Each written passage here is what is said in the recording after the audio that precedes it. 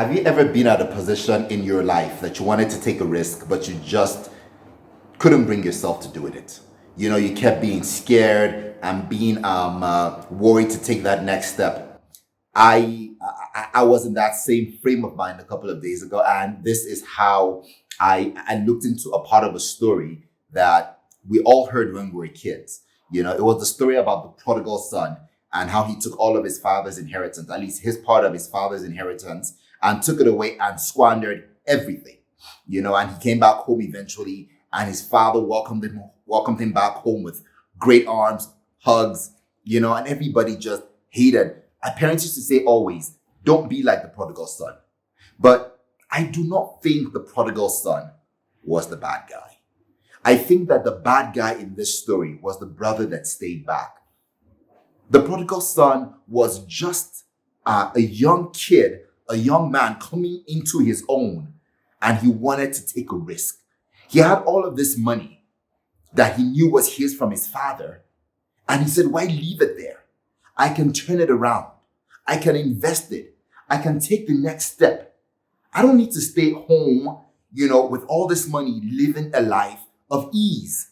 So he woke up one day and told his father, I think I can double this. I can make more of myself. I don't think he was out there because he wanted to go and spend this money and jubilate. He really wanted to make something of himself. So he asked his father, give me all of my investment. Give me all of the money you have. I'm going to take it out there and I'm going to invest it. His vision and his mission was not to just go out squandering and to squander and waste the money.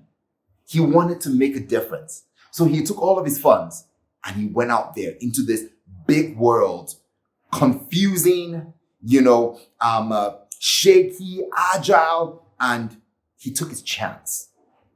He decided not to stay back. His brother, on the other hand, stayed in a space of comfort. He didn't want to leave home. He had the money there. He ate at his father's table. He took no risks, and he lived his life almost like the parable of the sower that refused to plant his seed. You know, he buried it away. He didn't invest it. He just kept it up there. That brother stayed back at home with his father. And I think to myself that was the shameful perspective. You know, the prodigal son took a step. He got out there and he failed. Yes, he failed, you know, but he took a step. He invested his money in a business. He tried out early. He executed. The brother stayed back without execution. I think that the guy we should celebrate in this story is the prodigal son.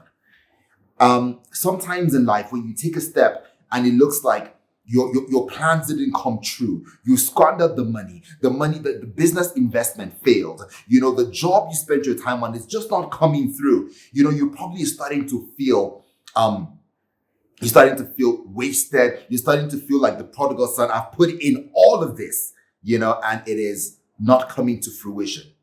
Why I like the prodigal son and why I know he was not prodigal is because the scripture says that he eventually came to himself. So for the scripture to say that he came to himself, that himself is the powerful being that left home and said, I need to invest. I need to take the next bold step. I can't just stay back walking on these comfortable shoes. So that's exactly why the scripture says he came back to himself. If you're out there right now, you're coming back to yourself. You've invested this. You spent time in that relationship. You're a leader out there, and you're wondering, I've been sent down here for 5 years, and I've not made a difference. You are coming to yourself. Whenever you come to yourself, it's your second shot. It's your second shot at making things great. There are leaders out there. You have stayed in this position for years in Africa. You've not taken a step doing anything, or maybe you thought you were going to do it. You are coming to yourself.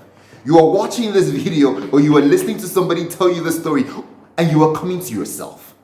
You are going to have a second chance, you know, and you need to take it. Don't ever think it's too late. You think I've messed up. The time is all gone.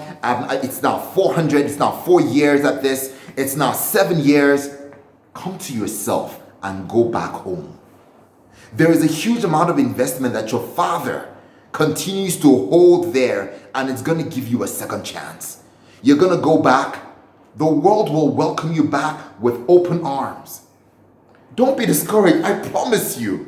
You know, the world will welcome you with open arms and you will have the second chance to do what you said you were going to do. You're going to have a second chance to correct the wrong notion or to correct the wrong factor in that investment business that you set up. You're going to have a second chance. The prodigal son went back home when he came to himself. Come to yourself and walk back home right now. You are going to get back. And when you get back, you would meet people that would wonder why you are being celebrated. You know, the prodigal son got back home and his brother said, "Father, why are you doing all of this for him? He took all of his inheritance. All of this is not needed. You killed the fattest cow for him." You're going to go back to that institution. You're going to go back to that boss. You're going to go back to those people. And they're going to look at you initially and say, "You don't deserve it. Why do you want the fat cow?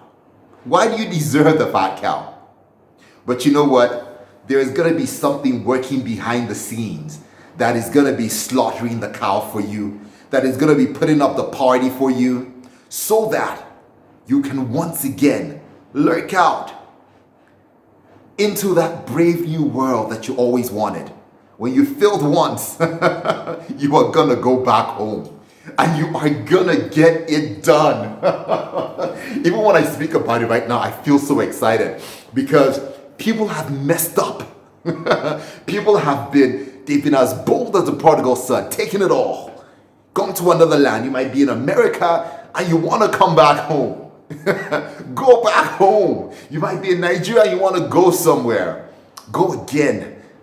Give it another shot. I promise you guys, the prodigal son was not evil.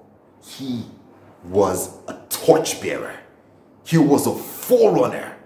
He took his chances while his father was alive. People only take those chances when their father is dead. But his father was alive and he said, "I'm going to take these funds. I'm going to take all of it." He ended up with pigs, but he took a step, just like you did. And you failed. He failed, but he got back up and he went back home. There is a home that is waiting for you. You got to get up and you got to start going there right now. There is a fat cow waiting for you. If this was blessed, if you felt blessed by watching this, or you felt motivated to do something in Africa or to do something in your life, please share this video, subscribe to the channel. You know, the objective of this is really making sure that Africa comes to its own. And the only way Africa can come to its own is by individuals like us coming to our own and walking on high heels, stepping on a space of imbalance. And in doing that, you start to build a whole world out there. So subscribe to the channel, share it out there, like the page. Remember, the world will be built by us. So let's go back home. Like I said, the fat cow waits for you. Eat it, love it, and don't stay there. After you eat, go back out there again and try for the second time.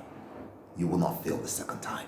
You might be scared, but you will not fail the second time. If you're a leader, like I said, you disappointed people, you will not fail the second time. You mustn't. Thanks for watching. Thanks.